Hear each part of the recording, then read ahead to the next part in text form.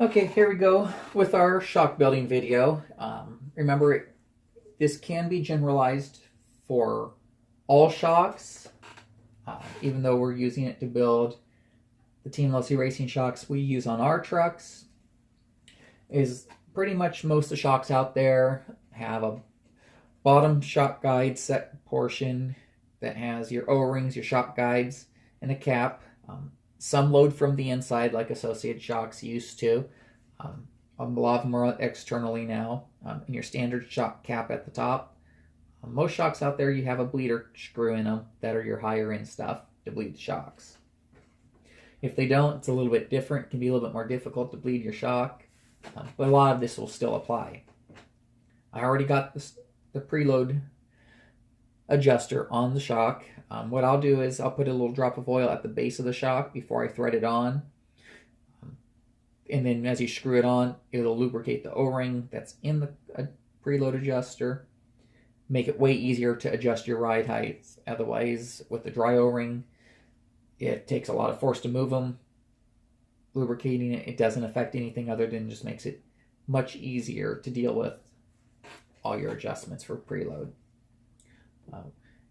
I don't use green slime or any O-ring grease. It's not necessary. A lot of people some people like it. Some people think it's the way to go. Your O-rings are lubricated by oil. They're sealing oil. Most everyone, all the racers, will just oil them. So I'll do is just whatever shock oil you're using. Take it, put a drop on O-ring. I rub it in my fingers, make sure it's fully saturated. Take your shock guide, which you have residual oil on your fingers, so that'll be lubricated now. Do the same thing again for the next O-ring. Or these are actually X-rings, they're not an O-ring.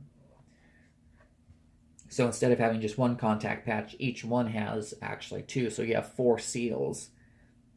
Now you'll have your last shock guide, your shock bottom cap, and I already put the O-rings that seal them. You just roll them over the threads. And this does not get done anything other than hand tight, no tools needed. And this particular one's knurled, so snug it up. Good to go there. On this build, we're building front shocks, and you can tell that because we do run the same length shock, front and rear.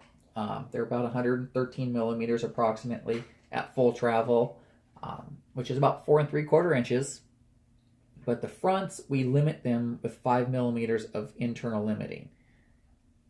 And what it does is it just affects the handling of the truck. You don't need as much travel front to rear. So you have a 1 millimeter, 2 millimeter, and 2 millimeter. And that's the way we've set up most all of our trucks.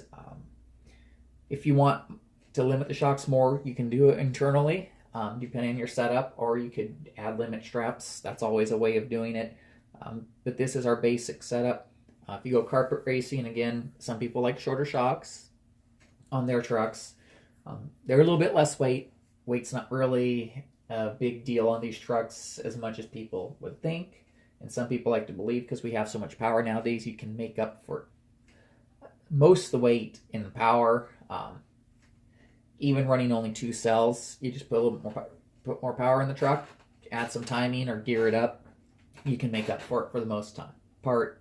Not always the way to go, but it can be done. So with our trucks with the long travel setup, this is the direction we go. Front shocks have 5 millimeter limiting. Rears have 0, but that's only specifically with this Losi shock. If you were to run a shorter shock, you're going to have to limit them differently. Rears would still have none. Fronts would be less. I think when I built someone's truck with an Associated shock, I had 2 millimeters in the front shocks, and I was running a different shock position too. And the way ours are set up, with the pickup points where we mount our shocks on the lower forelinks, we have about 3 inches of travel in the rear, measured right at 3, and 2.5 in front. With the 5 millimeter internally ends up taking a half inch at the axle out of travel. Next thing I'll do is take some oil, put it in the body. Then I'll do is take the shock shaft and I'll roll it in the oil so the threads on the end and the base of the shock shaft are lubricated. And then slide it in, slide it through the O-rings, and she's ready to go there. Next will be your shock bottom. Before you install your shock bottoms, get yourself a good set of shock shaft pliers. Don't use pliers, any pliers that have teeth on them. They will gull and scratch the shock shafts, and then the shock shaft is garbage. It'll destroy your O-rings, shocks will leak, it'll look bad. These ones do 3, 3.5, and 4 millimeter shock shafts. There's other ones out there. These ones are made by Team Losi. I think Associated has some. I know Integy makes some. So there's other companies that have shock shaft pliers as well. Just pick the brand that you can get a hold of, and away you go. Hold the shock shaft pliers, and the thing is you can really put a lot of load on these, and it's not going to hurt nothing, of course, because they're smooth and they're contoured to the shock shaft. Let's put the shock bottom on. Sometimes the shock bottom's tight, and if it's really hard once you get it on, what I'll do is take an Allen wrench, stick it in, and screw it on until it gets to that point where it needs to stops. So just a little tip. Next thing we'll do is we'll go to filling the shock. Have a couple built here already that are 3/4 of the way full. They're to about this point. So I could just make the video go a little bit faster. What you do is I'll fill the shock up about 3/4 of the way on the first build. And then what you'll do is, this is generally always going to apply anytime you dump the oil completely out of the shock. Now you have a void that's underneath the piston that's dry. So I'll slowly but surely compress the shock, and I'll go about halfway in the travel and then pull it back down.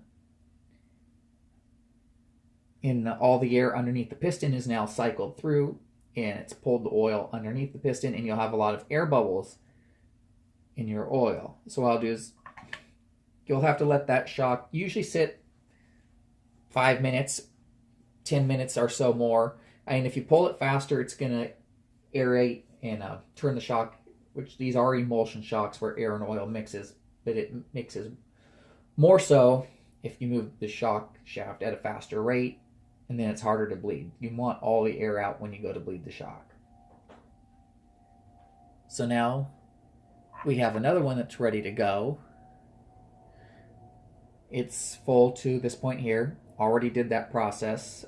Let them air out. The shorter the shock is, the fuller it has to be before you go to bleed it. For the fact that the shock shaft takes up volume in the shock body. So a shorter shock with a shorter shaft, there's less volume compensation going on.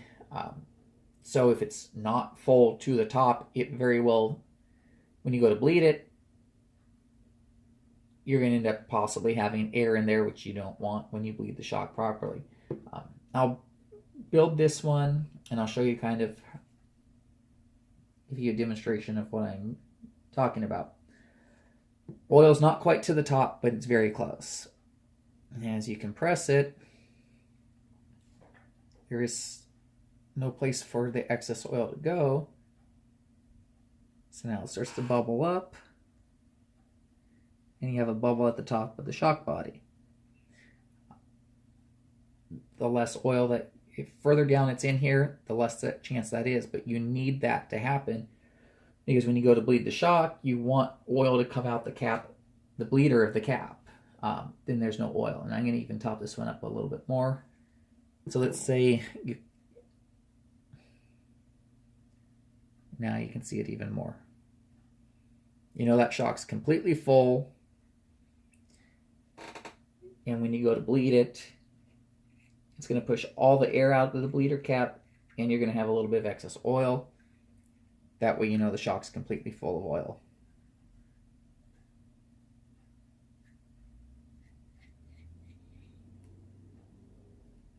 You do want oil coming out of your bleeder screw when you go to bleed the shocks. You don't want nothing coming out. If you have nothing coming out, that means the shock was not full. Shock tools, like you saw me use, get yourself a set of shock tools if someone makes them for the shocks you have. Losi, their race kits come with a plastic set of these. This is their aftermarket aluminum. As you see, they key on, so you can snug it down like you saw me doing. Fits, you don't want to use pliers or anything like that on your shock.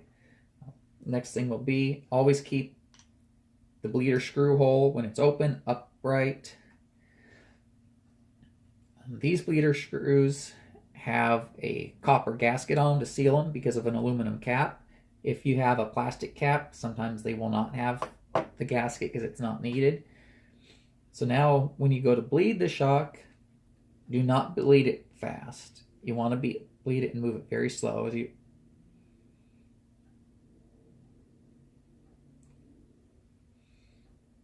oil's about to come out the bleeder screw now. I'm going to let it run out so it gets a little bit on video. Which now you know your shock's completely full. Excess oil's coming out. You want shock's compressed.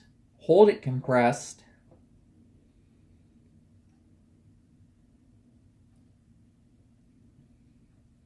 Screw in your bleeder screw. Snug it down. Doesn't have to be super tight. It's a small screw. You don't want to go too tight because I'm going to have a chance stripping it out. Now, shock's smooth as can be, perfect. When they're built right, when you pull it to full travel, the shock shaft will pull itself in. You'll usually find a neutral point within a range. You fully compress it, it's going to have a little bit of pressure, and it's going to push out to right in that center range of the shock body. It's usually about, if you cut the shock in half, the center half is about where the shock shaft will sit when you pull it, give or take. Now you're ready to put your spring on the shock. Put your spring cup. Just pop the plastic or the aluminum ball on these ones specifically. And I'll use these pliers for that. Use the tip. No big deal. And you're ready to go racing. They should be good. I service the shocks on the monster trucks. If we run them a lot, I'll service them every 2 to 3 times we run the trucks. Our off-road cars, we'll service the shocks almost every race day that we run for racing, maybe every 2 days. Outside temperature, the pressure in the shock does change. So it does affect the way the shock works when the temperature changes. Like if you do your shocks in a 50-degree day and it's 90 degrees out later that day, not just the oil viscosity does change because of the heat. The internal pressures on the shock change and the shock will work different. So we do our shocks quite often. Some people not as much. It just keeps everything super consistent. But there you go. That's a basic shock building video. If you have any questions, let us know. We'll be happy to answer anything we can help you with. And we will have more videos coming shortly. Thanks for watching.